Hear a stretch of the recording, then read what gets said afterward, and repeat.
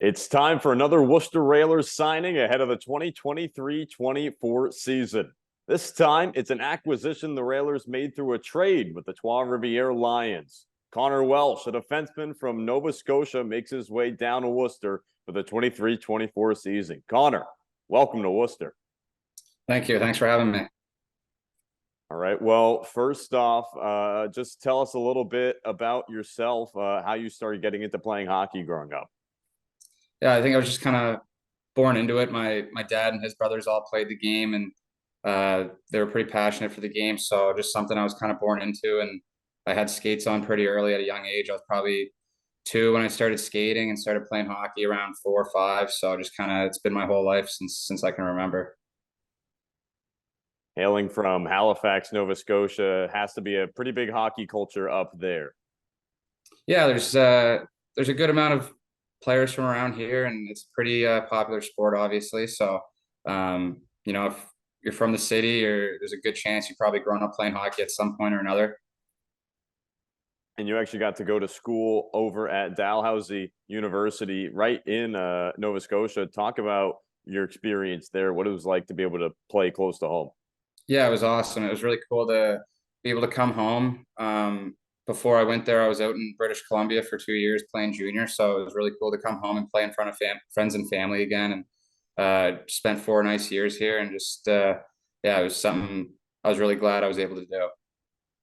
And then talk about your time in the BCHL prior. You mentioned that you'd played all the way across the country. I mean, it's quite the shift going East Coast to West Coast.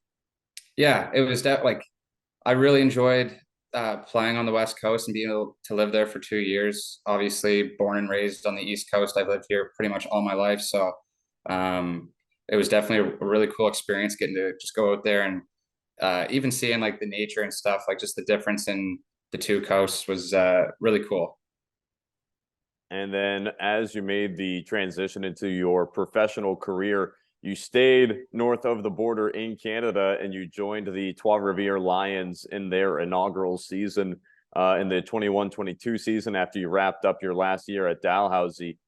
Talk about your time over in Trois-Rivières, especially having spent last season there as well.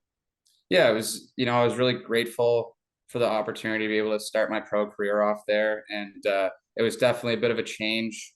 I don't speak very good French, so uh, Trois-Rivières is a pretty French city. And it was a new experience, me just kind of trying to make my way about the city, going to the grocery store, just anything like that. So it was definitely a different culture wise, but it was an awesome experience. Like I made some really good friends there, and just to get my foot in the door and be able to play pro hockey there for my first bit of my career was super special, and I'm very grateful for it.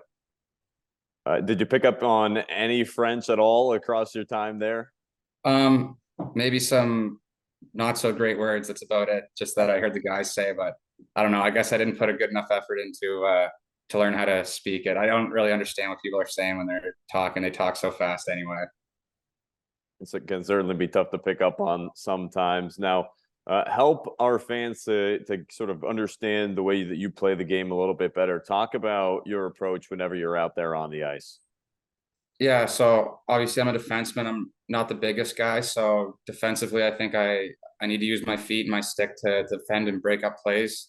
Um, when I have the puck, I'm always kind of looking to make plays. Head man on the puck, moving it, finding my forwards, using my D partner, trying to be active on the blue line and whatnot. So just yeah, trying to find ways to be a useful, effective player as an undersized guy.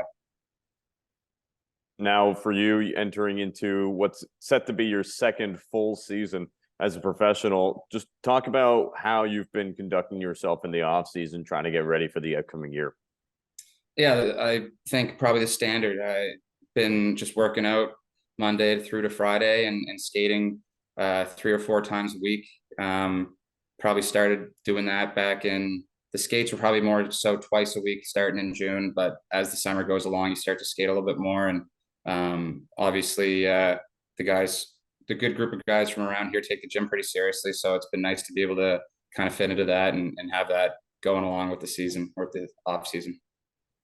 Who are some of the guys that you've been training with? Like old college teammates, old friends from growing up? Yeah, just so yeah, like some obviously I've been skating the last month with my former university at Dalhousie. I'll be skating there up until I come to Worcester, and there's a decent amount of pro players from around here.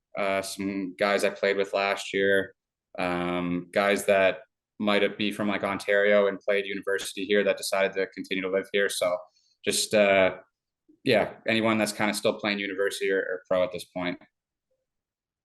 All right. And then last thing we'll have for you here, Connor, just talk about the excitement for you getting to come down to Worcester and continue your pro career this upcoming season. Yeah, I'm really excited for the opportunity. I think it's going to be a fresh opportunity for me, and I think as time's gone on, I've gotten and more excited for the opportunity, and I think it's going to be just an awesome experience. I'm excited to get down there. I'm actually a diehard Bruins fan, so being that close to Boston is going to be really nice. I really like that city, so yeah, just from hockey to living there, I'm really excited. Now, I noticed you also had a Red Sox hat on as well, actually. How did this sort of Boston sports affinity kick up? I was kind of born into being a Bruins fan at a young age, which I was really happy about. Um, I'm not like a crazy. I enjoy other sports, but I'm not like a diehard fan for any other teams. I just do wear the Red Sox hat from time to time. Figured it'd be fitting for the interview. But yeah, I'm pretty diehard Bruins fan. So yeah, I was just born into it, and I loved watching them play as a kid. And when they won the cup in 2011, I just fell in love with that team and watching them win. Now, Nova Scotia as a whole, I'm not sure where locals hockey fandom may typically lie, but I can't imagine there's too many Bruins fans up there. It's actually, I would say, either Montreal, Toronto, and Boston would probably be the top three. Oh, interesting. Um, Okay. yeah, just I think original six, and I think Boston's the same distance as Montreal is from here. So yeah, I think I would say Montreal and Toronto are probably the most popular, but Boston's up there. There's a decent amount of Bruins fans here. Oh, that is surprising. I would have figured it'd be perhaps mostly Montreal or Toronto, and then you'd be sort of the odd one out being a Bruins fan. But Yeah, I very still get interesting. yeah, I still get chirped from time to time, but Yeah, that's what I was wondering. I have to imagine that that you hear it from other people up there. yeah, you either love them or you hate them. Very yes, very polarizing franchise for sure. But we're on the right side of it anyway. So that being said, Connor, thanks so much for taking the time today. Looking forward to seeing you down here in Worcester coming up soon. Thanks a lot, Tim. I'm looking forward to it. All right. Well, that is another player who is set to come into town for the Worcester Railers for the 23-24 season. We're almost through all of our player signings, and we'll be ready to release the rest of our full training camp roster coming up soon on our socials.